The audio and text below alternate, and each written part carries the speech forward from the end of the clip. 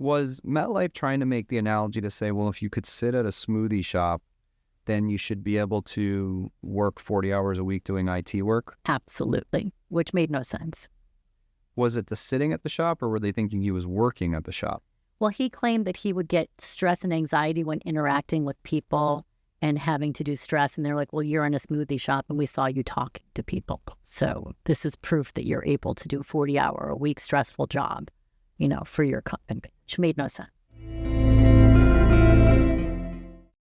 Hi, I'm Greg Dell here with attorney Rachel Alters. And Rachel, we're going to talk about a long-term disability denial claim that you handled for a claimant against MetLife. And MetLife's one of the largest group disability insurers in the world. And in these videos, we like to talk about how you were able to help your client get their claim reversed, some tips that would help them prevent their denial, and things that they could take away to manage their claim, which again would help them maintain their benefits being paid. Sure. So let's get into the background of your case. Okay. So this is a MetLife claim. My client was approved for short-term disability, but once he applied and, sent in the claim forms for long-term, they completely denied it, said that they felt that he wasn't disabled anymore. He was fine to go back to work, and they denied his claim. And what was the basis of his disability? It's a mental health claim. He has severe depression, anxiety. He was suicidal, bipolar, and he was having a real hard time. So he couldn't go back to work. His doctors were saying, absolutely no work for you. The family was monitoring him because they were afraid he was on suicide watch. And MetLife said, no, you know what? We think you're fine. We reviewed your medical records. Our doctors think that you're fine to go back to work. They actually followed him with surveillance and saw him at a smoothie shop. They claimed he was working there, so they denied the claim. And did MetLife initially approve his short-term disability? They did. For how long? 26 weeks. So basically, that's almost a little more. Okay. Yeah. And then he would transition to long-term if he met the eligibility period for 6 months. And so a new person at MetLife, though, gets the file for long-term, right? Exactly. So in your review, you ask for the claim file. Yeah. And you see that MetLife did some kind of alternative review, a different review when it came time to transition to long-term. So what was their basis for denying him? They did a peer review and they disagreed with his psychiatrist, who claimed that he wasn't well enough to work, that he was severely depressed. He wasn't leaving his house. He wasn't able to focus or concentrate. He was threatening suicide. There was, a lot of things going on with him. And so they just did a peer review, and then they also followed him with surveillance, and they found him sitting at a smoothie shop talking to customers. They were claiming he was working. Well, come to find out, it was his mother-in-law's shop, that they were having him go there during the day because they were afraid to leave him home alone because they thought he wasn't going to endanger himself. So he would go to the smoothie shop. He would sit there. He wasn't working, but he sometimes would interact with some customers. But it was nowhere near what job he was doing before. He was making really good money. He was, And what was he doing before? He was an IT guy. So he was, he wasn't working with people. He was working with computers, but he had to focus. He had to concentrate. And he just couldn't handle any stress. Anything stressful would trigger him. So what was your strategy when you prepared your appeal? We were working with his doctors very closely because they were really upset that MetLife denied this. They were, adamant that he shouldn't be working. They were upset that MetLife's doctors didn't value their opinions and disagreed with them. So we worked with them to fight it, and they wrote letters, and we prepared attending physician statements specifically geared towards his issues, and we refuted their peer review reports. And then we had his mother-in-law and whole family sign affidavits saying that he was at the shop but was never working, was never received a paycheck, never worked, was just being monitored by the family because they were afraid to leave him home alone. And so we submitted all that with additional medical records and basically arguing that he'd never improved at all, that MetLife had the burden of proving that he was improving because they had paid him for short-term. And now they're saying, oh, well, he doesn't qualify for long-term. Well, show us where his condition's gotten better. He actually gotten worse.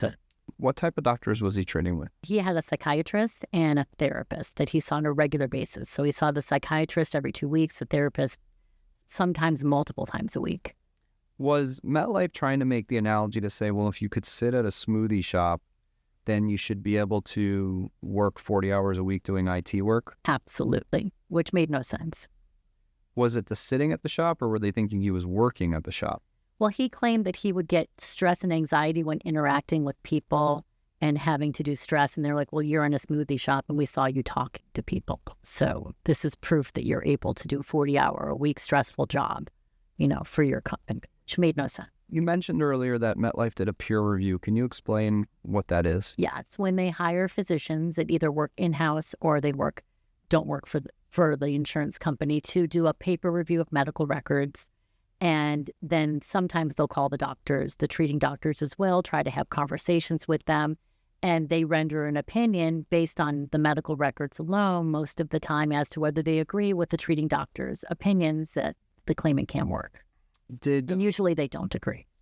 Did MetLife ever have him examined by a doctor? No.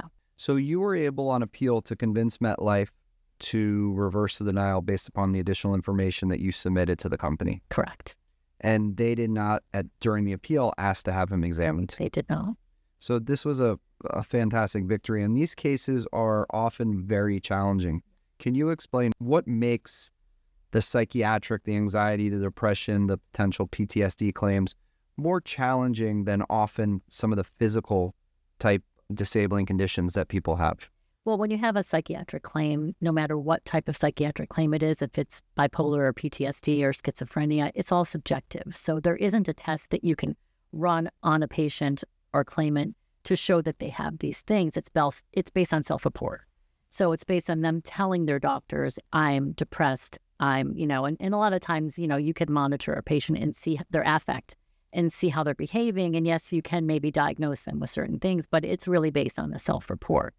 And so a lot of these insurance companies say, well, you can't prove that you're that severe. It doesn't seem that severe. Or they'll make a claim saying, well, they haven't changed your medication or upped your medication, or we don't see you taking enough medication, or they haven't hospitalized you. They'll use that sometimes and say, well, if you're so bad, they would have put you in a hospital, an inpatient hospital. So they are hard to prove. But when we tell our clients, hey, it's very important to go treat with your therapist and your psychiatrist very often, because mental health claims, you can't just show up at the doctor's office once every 2 to 3 months. You have to be treating at least once, twice, sometimes 3 times a week if you're very severe. And then, the doctor's attesting to the fact that you shouldn't be working, and these are the reasons why. But again, it's all self-reported. What do you think was the key factor in this appeal that allowed you to win? I think that the doctors being very adamant and upset that this didn't get approved, that they were fighting for our client, I think made a very big difference. Some doctors don't want to be involved. Sometimes they don't want to deal with these cases. And his doctors were very passionate about the fact that he should not be working. They said that, this may not be he's a young guy. It may not be something that's forever, but these claims usually only get paid for 24 months. So, they were adamant that he needs the time to heal. I think it was helpful that the family was very strong about the fact that he wasn't working and that this was a ridiculous, reason to deny a claim, because if he had been working, okay, maybe it's one thing, but he wasn't. So I think they had the facts wrong. They just didn't want to pay him. The benefit amount was pretty high, so they were just looking for reasons. And they still may deny him. So they did approve him. He's been on claim for maybe 6 months. And, the risk is they could do it again, and we'll have to do another appeal. Well, congratulations on winning this appeal. I know these psychiatric claims can be very challenging due to the subjective nature, but it was great to see that MetLife was at least willing to listen to the evidence on appeal and sympathetic to this young man's claim. Yes. So if you're someone out there who has a MetLife short or long-term disability claim, feel free to reach out to Rachel or myself. No matter where you live in the country, we're available to assist you, and we'll always provide you with a free initial phone consultation.